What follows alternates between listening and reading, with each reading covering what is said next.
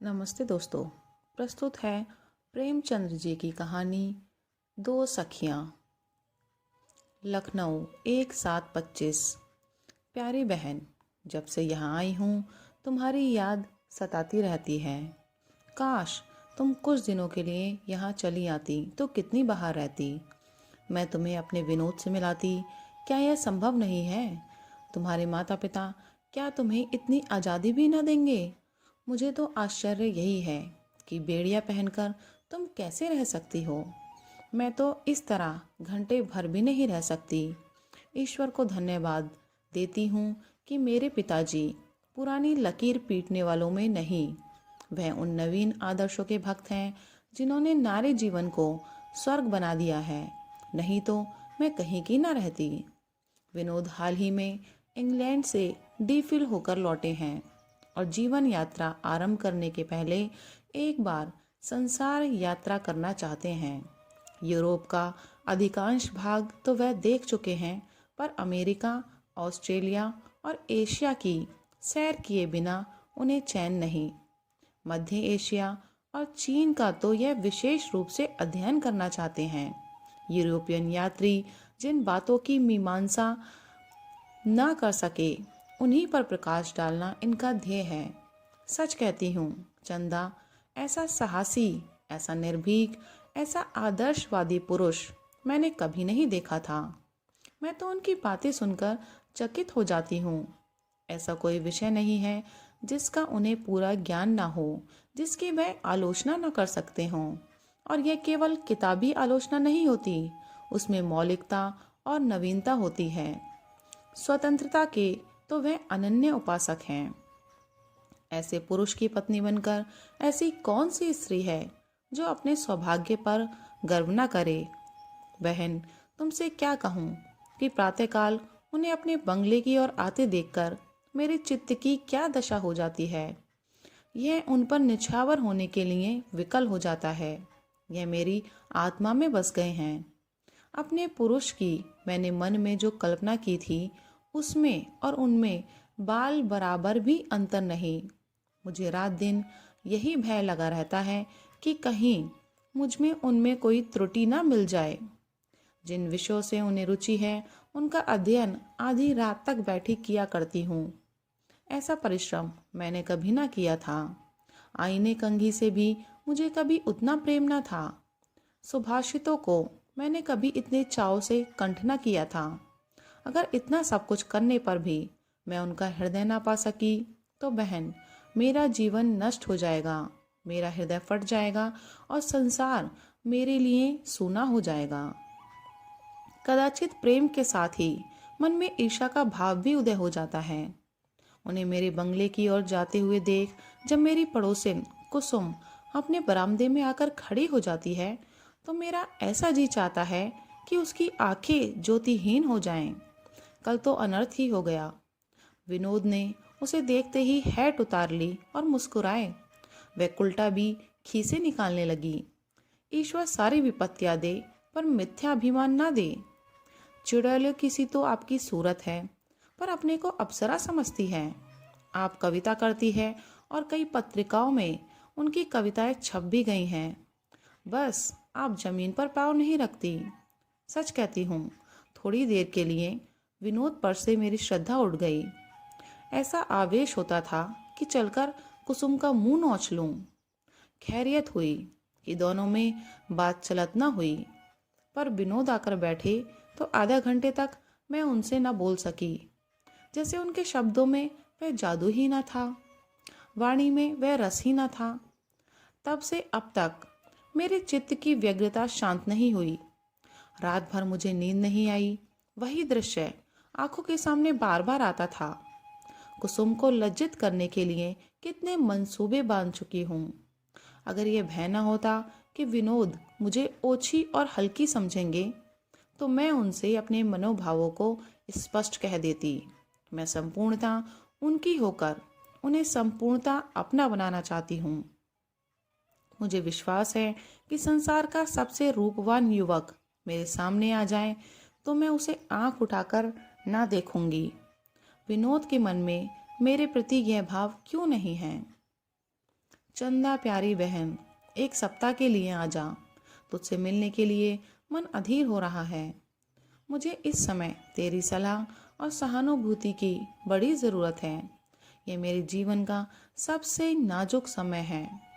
इन्हीं 10-5 दिनों में या तो मैं पारस हो जाऊंगी या मिट्टी। लो, 7 बज गए और अभी बाल तक नहीं बनाए। विनोद के आने का समय है, अब विदा होती हूँ। कहीं आज फिर अभाग्नि कुसुम अपने बरामदे में न आ खड़ी हो। अभी से दिल काँप रहा है। कल तो यह सोचकर मन को समझाया था कि यूं ही सरल भाव से वह हंस पड़ी होगी। आज भी अगर वही दृश्य सामने आया तो उतनी आसानी से मन को ना समझा सकूंगी। तुम्हारी पद्मा। गोरखपुर 5/7/25। प्रिया पद्मा, भला एक युग के बाद तुम्हें मेरी सुधि तो आई। मैंने तो समझा था शायद तुमने परलोक यात्रा कर ली। यह उस निष्ठुरता का दंड ही है जो कुसुम तुम्हें दे रही है। 15 अप्रैल को कॉलेज बंद हुआ और 1 जुलाई को आप खत लिखती हैं, पूरे 2.5 महीने बाद, वह भी कुसुम की कृपा से। जिस कुसुम को तुम कोस रही हो उसे मैं आशीर्वाद दे रही हूँ। वह दारुण दुख की भांति तुम्हारे रास्ते में न आ खड़ी होती तो तुम्हें मेरी क्यों याद आती।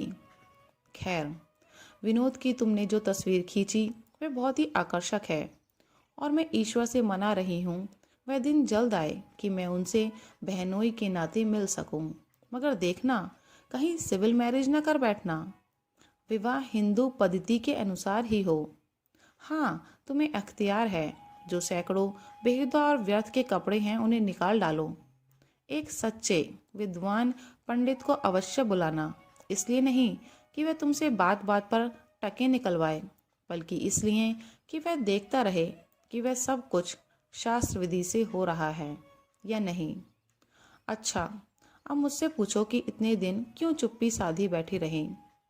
मेरे ही खानदान में इन 2.5 महीनों में 5 शादियां हुई। बारातों का तांता लगा रहा। ऐसा शायद ही कोई दिन गया हो कि 100 मेहमानों से कम रहे हों, और जब बारात आ जाती थी तब तो उनकी संख्या 500 तक पहुंच जाती थी। ये 5 लड़कियां मुझसे छोटी हैं और मेरा बस चलता तो अभी 3-4 साल तक ना बोलती, लेकिन मेरी सुनता कौन है। और विचार करने पर मुझे भी ऐसा मालूम होता है कि माता पिता का लड़कियों के विवाह के लिए जल्दी करना कुछ अनुचित नहीं है। जिंदगी का कोई ठिकाना नहीं। अगर माता पिता अकाल मर जाएं तो लड़की का विवाह कौन करे। भाइयों का क्या भरोसा। अगर पिता ने काफ़ी दौलत छोड़ी है तो कोई बात नहीं, लेकिन जैसा साधारणता होता है, पिता ऋण का भार छोड़ गए तो बहन भाइयों पर भार हो जाती है। यह भी अन्य कितने ही हिंदू रस्मों की भांति आर्थिक समस्या है, और जब तक हमारी आर्थिक दशा ना सुधरेगी यह रस्म भी ना मिटेगी। अब मेरे बलिदान की बारी है। आज के 15वें दिन यह घर मेरे लिए विदेश हो जाएगा। 2-4 महीने के लिए आऊंगी तो मेहमान की तरह। मेरे विनोद बनारसी हैं, अभी कानून पढ़ रहे हैं। उनके पिता नामी वकील हैं। सुनती हूँ कई गांव हैं, कई मकान हैं, अच्छी मर्यादा है। मैंने अभी तक वर को नहीं देखा। पिताजी ने मुझसे पूछवाया था कि इच्छा हो तो वर को बुला दूं, पर मैंने कह दिया कोई ज़रूरत नहीं। कौन घर में बहू बने, है तकदीर ही का सौदा। ना पिताजी ही किसी के मन में बैठ सकते हैं और ना मैं ही। अगर 2-1 बार देख ही लेती, नहीं मुलाकात ही कर लेती, तो क्या हम दोनों एक दूसरे को परख लेते। यह किसी तरह संभव नहीं। ज़्यादा से ज़्यादा हम एक दूसरे का रंग रूप देख सकते हैं। इस विषय में मुझे विश्वास है कि पिताजी मुझसे कम संयत नहीं हैं। मेरे दोनों बड़े बहनोई सौंदर्य के पुतले ना हो, पर कोई रमणी उनसे घृणा नहीं कर सकती। मेरी बहनें उनके साथ आनंद से जीवन बिता रही हैं, फिर पिताजी मेरे ही साथ क्यों अन्याय करेंगे। यह मैं मानती हूँ कि हमारे समाज में कुछ लोगों का वैवाहिक जीवन सुखकर नहीं है, लेकिन संसार में ऐसा कौन समाज है जिसमें दुखी परिवार ना हो। और फिर हमेशा पुरुषों का ही दोष तो नहीं होता। बहुधा स्त्रियां ही विष की गांठ होती हैं। मैं तो विवाह को सेवा और त्याग का व्रत समझती हूँ और इसी भाव से उसका अभिवादन करती हूँ। हाँ, मैं तुम्हें विनोद से छीनना तो नहीं चाहती, लेकिन अगर 20 जुलाई तक तुम 2 दिन के लिए आ सको तो मुझे जिला लो। जो जो इस व्रत का दिन निकट आ रहा है, मुझे एक अज्ञात शंका हो रही है। मगर तुम खुद बीमार हो, मेरी दवा क्या करोगी? जरूर आना बहन, तुम्हारी चंदा। मसूरी 5/8/25। प्यारी चंदा, सैकड़ों बातें लिखनी हैं, किस क्रम से शुरू करूं, समझ में नहीं आता। सबसे पहले तुम्हारे विवाह के शुभ अवसर पर ना पहुंच सकने के लिए क्षमा चाहती हूँ। मैं आने का निश्चय कर चुकी थी।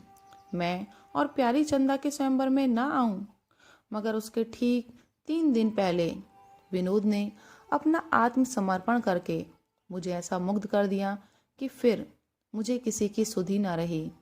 आहा, वे प्रेम के अंत स्थल से निकले हुए उष्ण आवेश में और कंपित शब्द अभी तक कानों में गूंज रहे हैं। मैं खड़ी थी और विनोद मेरे सामने घुटने टेके हुए प्रेरणा, विनय और आग्रह के पुतले बन बैठे थे। ऐसा अवसर जीवन में एक ही बार आता है, केवल एक बार, मगर उसकी मधुर स्मृति किसी स्वर्ण संगीत की भांति जीवन के तार तार में व्याप्त रहता है। तुम उस आनंद का अनुभव कर सकोगी। मैं रोने लगी, कह नहीं सकती मन में क्या क्या भाव आए, पर मेरी आंखों से आंसुओं की धारा बहने लगी। कदाचित यही आनंद की चरम सीमा है। मैं कुछ निराश हो चली थी। 3-4 दिन से विनोद को आते जाते कुसुम से बातें करती देखती थी। कुसुम नित नए आभूषणों से सजी रहती थी और क्या कहूँ, एक दिन विनोद ने कुसुम की एक कविता मुझे सुनाई और एक एक शब्द पर सिर धुनते रहे। मैं माननी तो हूँ ही, सोचा जब ये उस चुड़ैल पर लट्टू हो रहे हैं तो मुझे क्या गरज पड़ी है कि इनके लिए अपना सिर खपाऊं। दूसरे दिन वे सवेरे आए तो मैंने कहला दिया, तबीयत अच्छी नहीं है। जब उन्होंने मुझसे मिलने के लिए आग्रह किया तब विवश होकर मुझे कमरे में आना पड़ा। मन में निश्चय करके आई थी कि साफ कह दूंगी कि अब आप आया ना कीजिए। मैं आपके योग्य नहीं हूँ।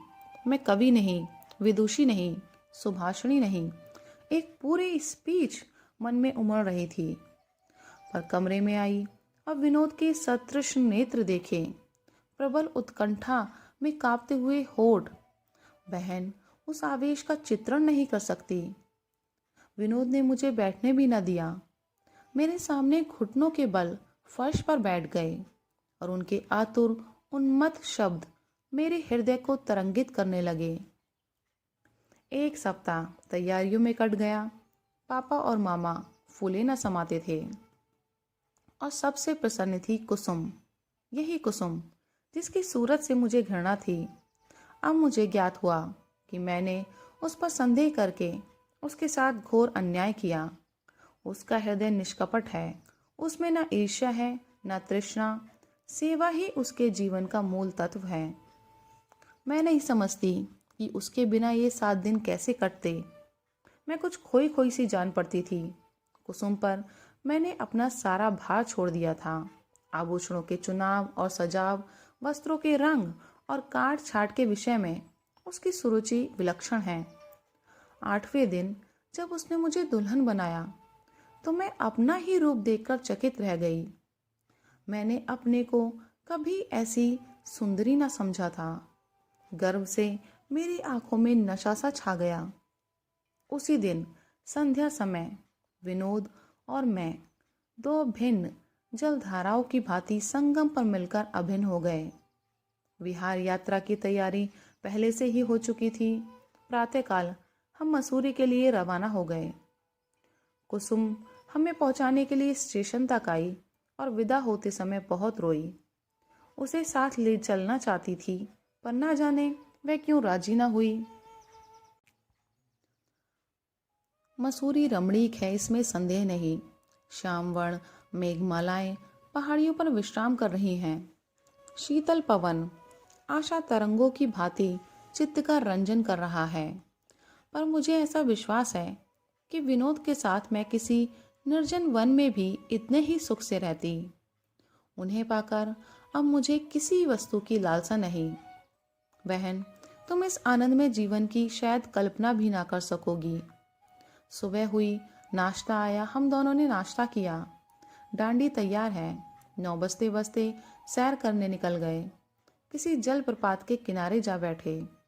वहां जल प्रवाह का मधुर संगीत सुन रहे हैं या किसी शिलाखंड पर बैठे मेघों की व्योम क्रीड़ा देख रहे हैं। 11 बजते बजते लौटे। भोजन किया। मैं पियानो पर जा बैठी। विनोद को संगीत से प्रेम है। खुद बहुत अच्छा गाते हैं और मैं गाने लगती हूँ तो झूमने ही लगते हैं। तीसरे पहर हम 1 घंटे के लिए विश्राम करके खेलने या कोई खेल देखने चले जाते हैं। रात को भोजन करने के बाद थिएटर देखते हैं और वहाँ से लौटकर शयन करते हैं। ना सास की घुड़कियाँ हैं, ना नंदों की कानाफूसी, ना जेठानियों के ताने। पर इस सुख में मुझे कभी कभी एक शंका सी होती है। फूल में कोई कांटा तो नहीं छिपा हुआ है? प्रकाश के पीछे कहीं अंधकार तो नहीं है? मेरी समझ में नहीं आता ऐसी शंका क्यों होती है। अरे यह लो, 5 बज गए। विनोद तैयार हैं। आज टेनिस का मैच देखने जाना है। मैं भी जल्दी से तैयार हो जाऊं। शेष बातें फिर लिखूंगी। हाँ, एक बात तो भूली ही जा रही थी। अपने विवाह का समाचार लिखना। पतिदेव कैसे हैं? रंग रूप कैसा है? ससुराल गई या अभी मैके में ही हो?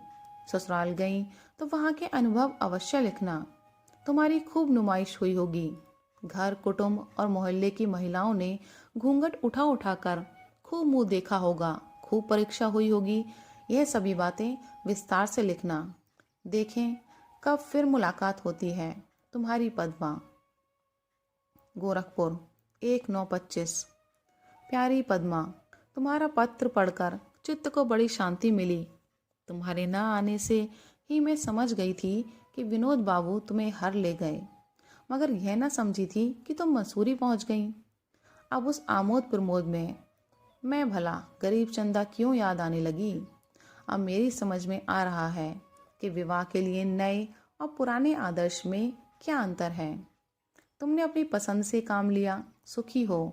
मैं लोक लाज की दासी बनी रही, नसीबों को रो रही हूँ। अच्छा, अब मेरी बात सुनो।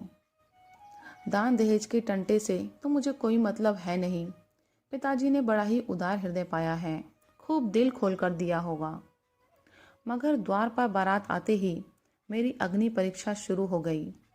कितनी उत्कंठा थी वे दर्शन की, पर देखूं कैसे, कुल की नाक ना कट जाएगी। द्वार पर बारात आई। सारा जमाना वर को घेरे हुए था। मैंने सोचा छत पर से देखूं। छत पर गई, पर वहां से भी कुछ ना दिखाई दिया। हाँ, इस अपराध के लिए अम्मा जी की घुड़कियां सुननी पड़ी। मेरी जो बात इन लोगों को अच्छी नहीं लगती, उसका दोष मेरी शिक्षा के माथे मढ़ा जाता है। पिताजी बेचारे मेरे साथ बड़ी सहानुभूति रखते हैं, मगर किस किस का मुंह पकड़े। द्वाराचार तो यूं गुजरा और भावरों की तैयारी होने लगी। जनवासे से गहनों और कपड़ों का थाल आया। बहन, सारा घर, स्त्री पुरुष, सब उस पर कुछ इस तरह टूटे मानो इन लोगों ने कभी कुछ देखा ही नहीं। कोई कहता है कंठा तो ला ही नहीं, कोई हार के नाम को रोता है। अम्मा जी तो सचमुच रोने लगी, मानो मैं डुबा दी गई। वर पक्ष वालों की दिल खोलकर निंदा होने लगी, मगर मैंने गहनों की तरफ आंख उठाकर भी नहीं देखा। हाँ, जब कोई वर के विषय में कोई बात करता था तो मैं तन्मय होकर सुनने लगती थी। मालूम हुआ दुबले पतले आदमी हैं, रंग सांवला है, आंखें बड़ी बड़ी हैं, हंसमुख हैं। इन सूचनाओं से दर्शन उत्कंठा और भी प्रबल होती थी। भावरों का मुहूर्त जो समीप आता था, मेरा चित्त व्यग्र हो जाता था। अब तक यद्यपि मैंने उनकी झलक भी न देखी थी, पर मुझे उनके प्रति एक अभूतपूर्व प्रेम का अनुभव हो रहा था। इस वक्त यदि मुझे मालूम हो जाता कि उनके दुश्मनों को कुछ हो गया है तो मैं बावली हो जाती। अभी तक मेरा उनसे साक्षात नहीं हुआ है और मैं उनकी बोली तक नहीं सुनी है, लेकिन संसार का सबसे रूपवान पुरुष भी मेरे चित्त को आकर्षित नहीं कर सकता। अब वही मेरे सर्वस्व हैं। आधी रात के बाद भावरे हुई। सामने हवन कुंड था। दोनों ओर विप्रगण बैठे हुए थे। दीपक जल रहा था। कुल देवता की मूर्ति रखी हुई थी। वेद मंत्र का पाठ हो रहा था। उस समय मुझे ऐसा मालूम हुआ कि सचमुच देवता विराजमान हैं। अग्नि, वायु, दीपक, नक्षत्र सभी मुझे उस समय देवत्व की ज्योति से प्रदीप्त जान पड़ते थे। मुझे पहली बार आध्यात्मिक विकास का परिचय मिला जब मैंने अग्नि के सामने मस्तक झुकाया। तो यह कोरी रस्म की पाबंदी ना थी। मैं अग्निदेव को अपने सम्मुख मूर्तिमान स्वर्गीय आभा से तेजों में देख रही थी। आखिर भावरे भी समाप्त हो गई, पर पतिदेव के दर्शन न हुए। अब अंतिम आशा यह थी कि प्रातःकाल जब पतिदेव कलेवा के लिए बुलाए जाएंगे, उस समय देखूंगी। तब उनके सिर पर मौरना होगा। सखियों के साथ मैं भी जा बैठूंगी और खूब जी भर कर देखूंगी। पर क्या मालूम था कि विधि कुछ और ही कुचक्र रच रहा है। प्रातःकाल देखती हूँ तो जनवासे के खेमे उखड़ रहे हैं। बात कुछ न थी। बारातियों के नाश्ते के लिए जो सामान भेजा गया था वह काफी ना था। शायद घी भी खराब था।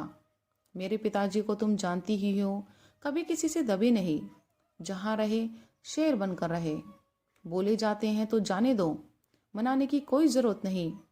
कन्या पक्ष का धर्म है बारातियों का सत्कार करना, लेकिन सत्कार का यह अर्थ नहीं कि धमकी और रोब से काम लिया जाए, मानो किसी अफसर का पड़ाव हो। अगर वे अपने लड़के की शादी कर सकते हैं तो मैं भी अपनी लड़की की शादी कर सकता हूँ।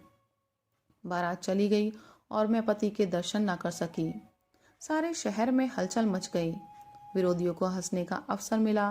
पिताजी ने बहुत सामान जमा किया था, वह सब खराब हो गया।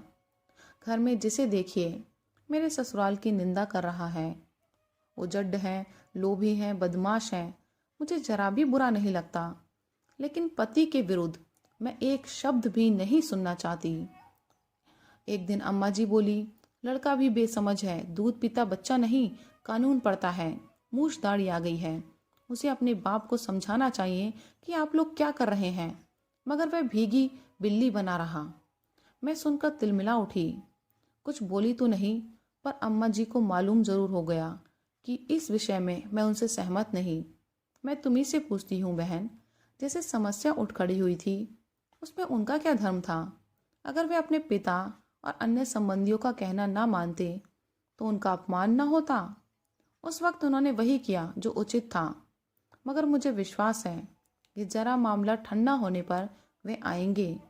मैं अभी से उनकी राह देखने लगी हूँ। डाकिया चिट्ठियाँ लाता है तो दिल में धड़कन होने लगती है।